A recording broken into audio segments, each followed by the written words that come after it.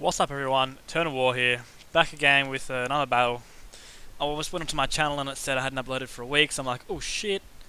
So I went out and got a battle. Like, it's against some guy, he's a really good battler. Like, you'll watch this battle, it'll seem one-sided, but he had me guessing, and I'm a bit annoyed there because I hadn't changed it to pink yet, because pink background is for men. And who's it against? Tom.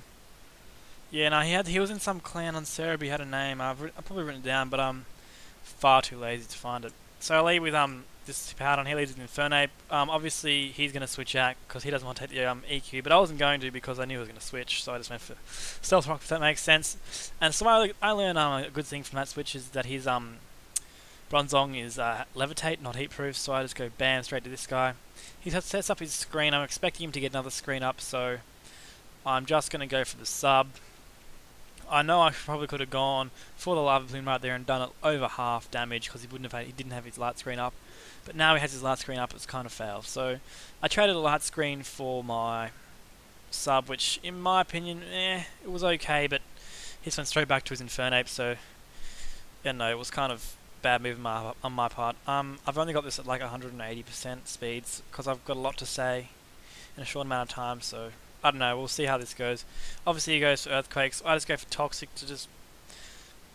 no real reason. I was saving for the Burn Hacks and Lava Plume. I didn't get it, so I just went for the Toxic. And I'm going to Protect here just to stall some turns to get that Toxic really reaping some damage on him, because this Infernape is kind of going to be hurt. It's not going to be like sweep my team, but nothing can afford to take a hit from it. So I go to the Don, who's probably the one thing that can on this team, and I absorb. I thought this Earthquake would do a little bit more, but that was absolutely pitiful. I love the Powder, and I don't know why I haven't used it before. But it's probably my favourite lead in now 5th gen at the moment. But 5th gen hasn't really grown so much, hasn't really developed too much yet. But anyway, I slack off as he's obviously going to switch. If I'd done Earthquake, I probably would have done absolutely nothing to that guy. I'm going to switch out predicting the Leech Seed, not the power, but regardless. I was going to get Heatran because perfect wall, and he goes for Stealth Rocks, which I didn't see coming at all. I know he's going to switch. I knew he was going to go to Infernape, so I go for the sub, I'm pretty sure. Yep, and he just went to Infernape to scout what I was going to do, pretty much. He wanted to know what sort of Heatran I was. So the sub is good. You know, I would say when you have a sub up, you're a step ahead, and that's always a good thing in Pokemon. See, I go for Lava Plume now. I was right; it does over 50%, or just about 50% actually. But I'm pretty sure his light screen, yeah, he just puts it back up again because his screens were just wearing off.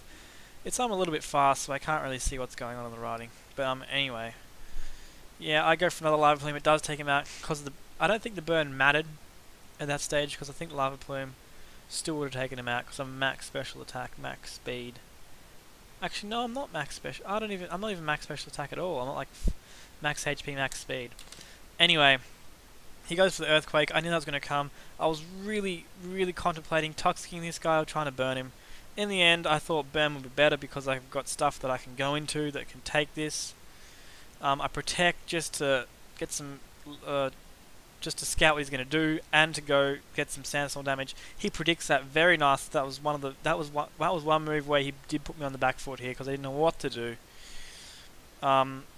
So he predicted me very nicely there. Yeah, it goes for the Earthquake. I go to my physical wall Powdon, and I thought that would take me do like 50%, 40% sort of region, and it did nothing. It was like what the Infernape's Earthquake did. So that really wasn't... I was surprised, to be honest. I switched out. I kind of predicted that, but I didn't really care because at that stage I was too retarded and didn't really... I don't know, I just was like, whatever comes in is going to take at least 15% from this Earthquake, and I'm just going to smack something. So I hit that Natalia there, which is fine. I think that's what it's called. Can't pronounce it properly. I go to my Black Ops, this mummy thing, which is pretty nice. I was going to get Heatran, but I predicted the seeds, and I really didn't want Heatran to be seeded, and that was just not what I did. But kind of stumbled on my words there.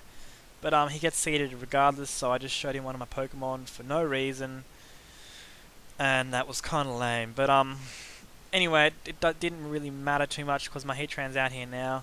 it scared Natelli off, which is really what I wanted to do, because if I want to win this battle, it's really got to be just that Natelli's got to be his last Pokemon left, and that's how I can probably beat it with a Heatran.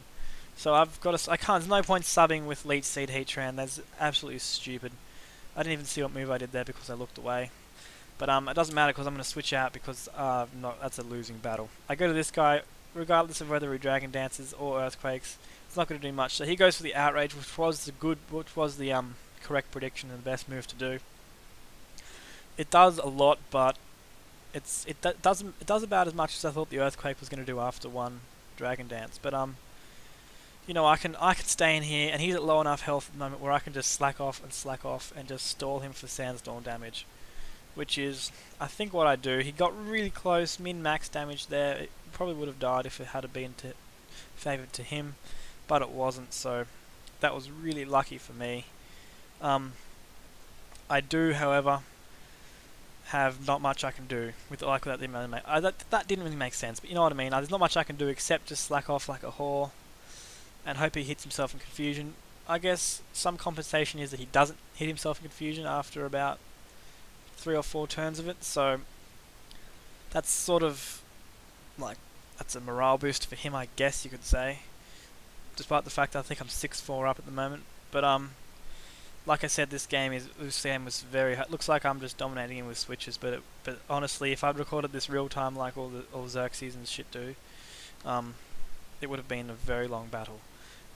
So he goes for the Energy Ball there, and I was really wondering what to switch to, whether he'd predict my Heatran switch and go to Focus Blast, or what the hell.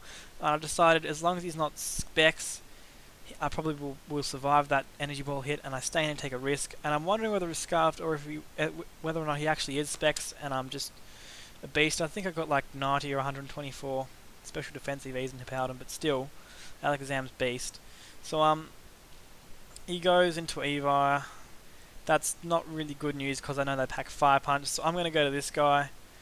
And there was no reason to go to this guy except for the fact I want to try and conserve my 6-0. Right now, that's what I'm trying to do, is just save the 6-0, because I'm up by like 6-3 at the moment. So and also to give that thing Mummy, so there's no motor drive hacks going to happen. He goes with the Ice Punch, which showed he was predicting my Hippowdon switch. I am maxed defense in this thing, which is like 464. I don't think I've got I don't think I have a defensive nature, but still, that's as high as you need. I switch out, as I said, trying to conserve the 6-0 because I've never got one in Black and White before, so I thought it'd be kind of cool. He goes for the Earthquake, which probably was just a smart move. I don't know. It was kind of dumb of me switching to this thing, but I thought, you know, he won't expect it. He won't be going for the Thunder Punch, but he will go for the Thunder Punch now regardless because he's almost dead. He's going to go all or nothing, so that was there was no way he wasn't going to try and over-predict me and not go for the Thunder Punch and take me my Suicune out there, because he was in his last leg, if that makes sense. So that thing's gone, and luckily my Don survived. I'm not sure how many Pokemon he has left, but yeah, I think this is his last. He's obviously going to go for the Power Whip. Like I said, all or nothing here. So I switched to this guy. Even if he had switched, it wouldn't have really mattered because I have this game in the bag, and until he goes down, and I win. So GG there, buddy. You had me guessing quite a lot, and it was a really fun battle. And it's repeating again. This is kind of awkward. So I'm gonna just sign out. Bye.